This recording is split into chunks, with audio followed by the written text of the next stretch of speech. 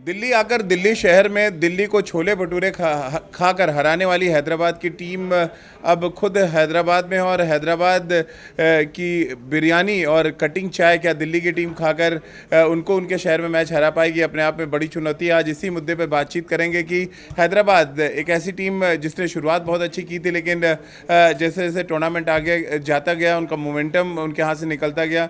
वहीं दिल्ली टीम की बात करें तो पिछले 2 मैचों में अच्छा प्रदर्शन करके दिल्ली की टीम वापस रंग में आती नजर आ रही है। आज इसी मुद्दे पे बातचीत करेंगे। हमारे साथ हमारे 3 सहयोगी हैं, नितिन भारद्वाज हैं, प्रशांत हमारे साथ हैं और राहुल हमारे साथ हैं। और प्रशांत, चर्चा की शुरुआत में आपसे इस बार करना चाहूँगा क्योंकि पिछली बार मैं नाम भूल गया था, इस बार नाम मुझे याद है क्योंकि जयपुर अब बहुत अच्छा खेल के कमबैक करती नजर आई है। तो दिल्ली के लिए क्या आप कहेंगे, कमबैक कर रही है और वापस रंग में आ रही है? देखिए सर, 2 दिल्ली और हैदराबाद के बीच मुकाबला है। 2 मुकाबले हैदराबाद हारी है लगातार और दिल्ली 2 मुकाबले लगातार जीती है। तो इस वक्त जो आत्मविश्वास का लेवल है वो दिल्ली का हाई है। तो और क्योंकि दूसरी ओर जो उसकी टीम है, हैदराबाद की टीम है, उनके जो प्लेयर्स है, की प्लेयर्स है, चाहे वो जॉनी बेयरस्टो हो या वार्नर, उन पे फिर ज़्यादा डिपेंड कर रही है। जैसे राजस्थान का हाल है, वो बटलर पे ज़्यादा डिपेंड कर रही है, तो वो उस पर डिपेंड। भुवनेश्वर कुमार की वो फॉर्म दिखी नहीं और नए प्लेयर्स को वो ले नहीं रहे, मतलब टीम में कुछ चेंजेस नहीं हो रहे। तो शायद हमें आज होने वाले मैचेस में कुछ चेंजेस देखने को मिले क्योंकि दिल्ली के खिलाफ दिल्ली की बॉलिंग लाइनअप बहुत अच्छी है। कसी को रबाडा है, उनके पास में ईशांत शर्मा है। कोलकाता के खिलाफ उन्होंने पहले ही बॉल पे विकेट निकाला था। तो कहीं ना कहीं अब हैदराबाद को सोचना होगा पॉइंट जो पेपर पे है वो टीम बदल के मैदान पे खिलानी होगी। बिल्कुल, दिल्ली के बल्लेबाजों के लिए नितिन बड़ी चुनौती है। अफगान जलेबी भी होगी, 2 मोहम्मद नबी और रशीद जिस तरह के फॉर्म में है। सर बिल्कुल, मुझे लग रहा है कि जो दिल्ली की टीम है अब दोबारा ट्रैक पर लौट रही है। दोनों पहला मैच अगर हम याद करें तो दोनों गेंदबाजों ने बहुत परेशान किया था। दोनों टीमें एक दूसरे के अपोजिट खेल रहे हैं। दिल्ली की टीम ट्रैक पर लौट रही है और हैदराबाद की टीम ट्रैक से उतरती नजर आ रही है क्योंकि हैदराबाद की टीम की सबसे बड़ी समस्या क्या है, वो 2 बल्लेबाज जो उनके चल रहे हैं, बेयरस्टो और वार्नर, उनके अलावा कोई भी नहीं चल पा रहा है। थोड़े बहुत विजय शंकर ने रन जरूर बनाए हैं, बाकी कोई भी प्लेयर उनका रन नहीं बना पा रहा है, चाहे वो विजय शंकर हो, चाहे वो मनीष पांडे हो, चाहे फिर वो दीपक हुड्डा हो, कोई भी ऐसा प्लेयर नहीं जो केन विलियमसन भी लगातार नहीं खेले। यूसुफ पठान तो आउट ऑफ टच है ही।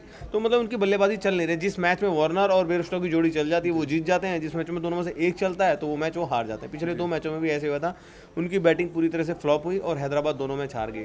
और जहाँ तक दिल्ली की बात है तो दिल्ली के दोनों ही प्लेयर अच्छे हो गए हैं, चाहे वो ऋषभ पंत टच में आ गए हैं। क्रिस मॉरिस की जिस हम लगातार बात करते हैं, क्रिस मॉरिस को नहीं खिला रहे हैं, क्रिस मॉरिस को उन्होंने खिलाना शुरू कर दिया। और सबसे बड़ी अच्छी बात दिल्ली की है कि केगिसो रबाडा बहुत अच्छी गेंदबाजी कर रहे हैं और टॉप पर्पल कैप पे अभी तक दावेदार बने हुए हैं। और ये मुकाबला इसलिए भी बड़ा दिलचस्प होगा राहुल की दोनों टीमों के जो टॉप ऑर्डर के बैट्समैन हैं बहुत अच्छे फॉर्म में है। वो चाहे शिखर धवन की हम बात करें और शिखर धवन के साथ पृथ्वी शॉ आ रहे हैं, हालांकि पृथ्वी शॉ उतने अच्छे फॉर्म में नज़र नहीं आ रहे। बट वहीं हैदराबाद में जाए तो बटलर जिस तरह के फॉर्म में है, डेविड वार्नर और उनके साथ जिस तरह की बल्लेबाजी जॉनी बेयरस्टो कर रहे हैं, ये एक टॉप हैवी मुकाबला देख रहे हैं आप इसको? बिल्कुल सर, दोनों टीमों का टॉप हैवी मुकाबला है। और दिल्ली के लिए अच्छी बात यह है कि शिखर धवन ने पिछले मैच में जिस तरह की पारी खेली है, शतक से वो चूक गए, लेकिन नॉट आउट रहना आप शुरुआत से आखिर तक देखिए। जिस तरह की टच की बात कर रहे थे, 20 रन 25 रन वो लगातार बना रहे थे, लेकिन उसके बाद आउट हो जा रहे थे। इस मुकाबले में आउट नहीं हुए, आईपीएल की अपनी बेस्ट पारी खेली, श्रेयस अय्यर का साथ मिला। ऋषभ पंत काफ़ी संभल कर खेलते नजर आए, इतने आक्रामक शॉट उन्होंने लगाए नहीं और धीरे धीरे मुकाबले को आगे बढ़ाया और जीत दिलाई आखिर में जाके कॉलिन इंग्राम ने। लेकिन ऋषभ पंत को और ज़्यादा जिम्मेदारी उठानी होगी। एक मुकाबला ऋषभ पंत का भी अगर छोड़ दिया जाए, जो पहला मुंबई के खिलाफ उन्होंने 27 में 78 रन बनाए थे, उसके अलावा कुछ ज़्यादा उन्होंने भी कमाल किया नहीं है। 20 25 30 रन बनाते हैं, उसके बाद एक गलत शॉट खेलकर आउट हो जाते हैं। तो कहीं ना कहीं दिल्ली की भी जिम्मेदारी उठानी होगी दिल्ली को भी। और दिल्ली एक ऐसी टीम रही है जो जीतते जीतते हार जाती है मुकाबला। आप पंजाब के सामने देखिए, 28 गेंदों में 31 रन चाहिए तो पूरी टीम ऑल आउट हो गई। उसके बाद केकेआर के खिलाफ मुकाबला था तो शुरुआत में अच्छे रन बने, पृथ्वी शॉ ने सेंचुरी चूक गए थे, 99 पे हुए। आखिर में 6 गेंद पे 6 रन चाहिए थे कुलदीप यादव के, वो नहीं बने। तो एक अनप्रैक्टिकल टीम है दिल्ली की टीम और जिस तरह से खेली है टीम, कहीं ना कहीं जिम्मेदारी बल्लेबाजों को उठानी होगी।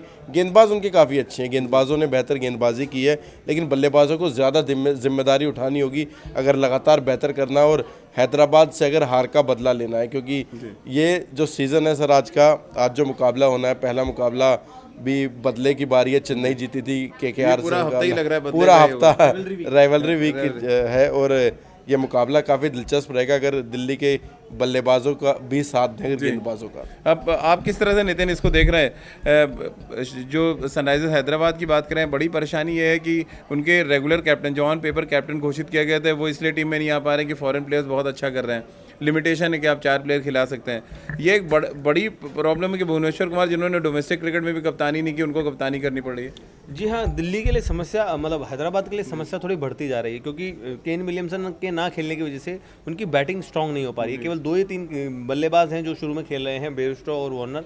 केन विलियमसन नहीं आने की वजह से वही उनको रेगुलर जो लोकल प्लेयर्स हैं वो ज़्यादा खिलाने पड़ रहे हैं इन भारत के वाले, जैसे हुड्डा हो गए, मनीष पांडे हो गए। मनीष पांडे बिल्कुल आउट ऑफ टच लग रहे हैं। और जहाँ तक भुवनेश्वर की गेंदबाजी का मतलब जो उनकी कप्तानी का असर उनकी गेंदबाजी पर दिखाई दे रहा है, मुझे लगता है, जिसकी वजह से वो अच्छी गेंदबाजी नहीं कर रहे हैं, थोड़ा प्रेशर में आ गए हैं।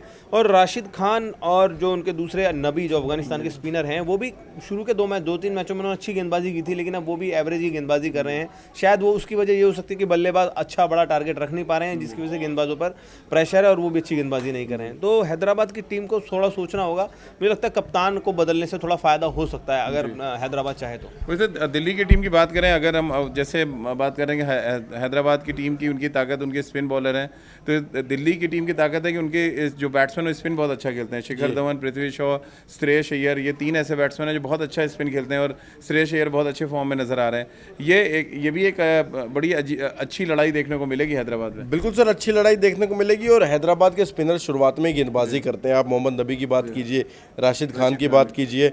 और दिलचस्प मुकाबला अगर मेरे हिसाब से आप माने तो मैं देखना चाहूँगा ऋषभ पंत राशिद खान को किस तरह से खेलते हैं। जिस तरह से एक हाथ से वो छक्का लगाते हैं, उन्होंने कुलदीप को भी एक हाथ से छक्का लगाया है, तो वो देखना दिलचस्प रहेगा। बुमराह को भी एक हाथ से छक्का लगा चुके हैं। तो क्या रशीद खान जो कि T20 के नंबर 1 गेंदबाज हैं इस वक्त, क्या उनके खिलाफ वो एक हाथ से वो छक्का मारना कमाल कर पाएंगे? क्योंकि स्टाइलिश प्लेयर हैं, थोड़ी जिम्मेदारी उठानी होगी। अगर अपनी लय में नजर आए तो ज़रूर ये काम हो सकता है। आपको लग रहा है प्रशांत, ये जो वीक है, जिस तरह से आप कह रहे हैं कि बदले वाला वीक है, ये जब वीक जैसे से आगे बढ़ेगा या जब अगला सैटरडे संडे आएगा तो ये तय हो जाएगा कि टॉप 4 की तरफ कौन सी टीमें आगे बढ़ रही हैं? बिल्कुल सर, क्योंकि अभी तक 7-7 मैच लगभग सब खेल चुके हैं। और सर मेन सबसे ज़्यादा स्ट्राइक रेट का रहता है, क्योंकि कभी कभी हम देखते हैं काफ़ी ज़्यादा मैचेस हारने वाली टीम भी टॉप 4 में चले जाती है। रन रेट का मामला, स्ट्राइक रेट माफ कीजिए, रन रेट का मामला रहता है। तो अब जो आगे का एक हफ्ता वो बड़ा क्रूशल है, क्योंकि चाहे वो धोनी, शायद चेन्नई की टीम को तो इतना सोचना नहीं पड़ेगा, लेकिन हैदराबाद की टीम को सोचना पड़ेगा कि 2 लगातार हार के बाद अगर अब ये रिस्क लेते हैं मैच में, शायद चेंजेस करने पड़ेंगे और चेंजेस ही आपको जीत दिलाएंगे। और दिल्ली जैसी जो बॉलिंग लाइनअप है उनके आगे तो चेंज बहुत ज़रूरी है, क्योंकि अब यहाँ से हारे तो एक सेटबैक हो जाएगा टीम के लिए और कहीं ना कहीं आगे का आपका गणित बिगड़ सकता है। नितिन, आपको क्या लग रहा है अब शायद टीम मैनेजमेंट और जो आपके सपोर्ट स्टाफ है उनका रोल बहुत बढ़ जाएगा इस वीक में? क्योंकि अगर आप किसी टीम से हार के आए तो साइकोलॉजिकली आप बहुत बैकफुट पे होते हैं। ये जो रोल है अलग अलग टीमों के, जैसे हैदराबाद के पास VVS लक्ष्मण है, दिल्ली के पास सौरव गांगुली, रिकी पॉन्टिंग, मोहम्मद कैफ, इन सबका रोल भी आप किस तरह से देख रहे हैं? जी, मुझे लगता है कि ऐसे मौक़ों पर जब टीम थोड़ा सा पिछड़ रही होती है तो इन सब कोचेस का जो रोल है बहुत अहम हो जाता है, क्योंकि सौरव गांगुली हैं, रिकी पॉन्टिंग हैं दिल्ली के जो कोच हैं, दिल्ली के प्लेयर्स को ऐसे वक्त पे ही इन सब कोचेस की ज़रूरत होती है जब वो बताते हैं कि किस तरीके से आपको परफॉर्म करना है। आपने देखा होगा जब दिल्ली की टीम परफॉर्म नहीं कर रही थी तो लगातार सौरव गांगुली और रिकी पॉन्टिंग टीम से बात करते थे, उनके प्रैक्टिस में वीडियोस आते थे कि वो टीम के प्लेयर्स से बात कर रहे हैं। यही वजह है कि दिल्ली की टीम में सुधार आया है। दिल्ली की टीम के 4 खिलाड़ी लगभग 200 रन बना चुके हैं, टॉप ऑर्डर के 4 खिलाड़ी, और रबाडा भी अच्छा कर रहे हैं। दिल्ली की टीम लगातार निखर रही है। अब टॉप 4 में पहली बार जगह बनाई है दिल्ली की टीम ने पिछले 2-3 सालों में। अगर हम देखें तो टॉप 4 में पहुंच चुकी है दिल्ली की टीम, 4थे नंबर पे है। अजीब सी हो गई, 3-4 टीमों के पॉइंट्स जो है 8 हैं। जी हाँ, लेकिन दिल्ली की टीम कई साल बाद टॉप 4 में पहुंची है, नहीं तो बॉटम में ही रहती है, लास्ट की 2 या 3 टीमों में रहती है। अब के बाद दिल्ली की टीम टॉप 4 में पहुंची है और 8 पॉइंट 4 मैच जीत चुकी है। 4 मैच तो मुझे लगता है दिल्ली की टीम ने पिछले 3-4 सीजन से जीते ही नहीं थे। पहली बार ऐसा हुआ कि दिल्ली की टीम ने 7 में से 4 मैच जीत लिए। तो ये सब मुझे लगता है रिकी पॉन्टिंग और सौरव गांगुली की, और केवल रिकी पॉन्टिंग, सौरव गांगुली, प्रवीण आमरे भी हैं, बहुत सारे प्लेयर्स ऐसे हैं दिल्ली की टीम में जो लगातार दिल्ली की टीम को, लेकिन किसी वजह से क्लिक नहीं कर पाती। इस बार दिल्ली की टीम ने क्लिक किया है, जिसका फायदा दिल्ली को मिल रहा है। चेंजेस भी हो सकते हैं सर टीम में, क्योंकि मनजोत कालरा है, उनका फिटनेस टेस्ट होना है, और साथ ही साथ हर्षल पटेल, मनोज तिवारी को बुलाया गया वहां पे, उनका ट्रायल लिया गया। क्रिस मॉरिस के आने से भी टीम में बड़ा फायदा हुआ है। क्रिस मॉरिस ने पहले 2-3 मैचों में 8 विकेट ले लिए जी, और पॉल को जिन्होंने खिलाया पिछले मैच में सरप्राइज की तरह, कीमो पॉल को खिलाया, वो भी सबको सरप्राइज ही कर गए थे। राहुल, आपसे से आखिरी रिएक्शन लेना चाहेंगे। अब दिल्ली की टीम की बात हम कर रहे थे, ज़्यादा दिल्ली की तारीफ इसलिए कर रहे हैं कि 2 मैचेस बैक टू बैक जीते हैं, लेकिन हमें ये नहीं भूलना चाहिए कि हैदराबाद के पास 2 बड़े मैच विनर हैं, बेस्टो और वार्नर। क्या आपको लग रहा है स्पिन से ही रोकने की कोशिश करेगी दिल्ली?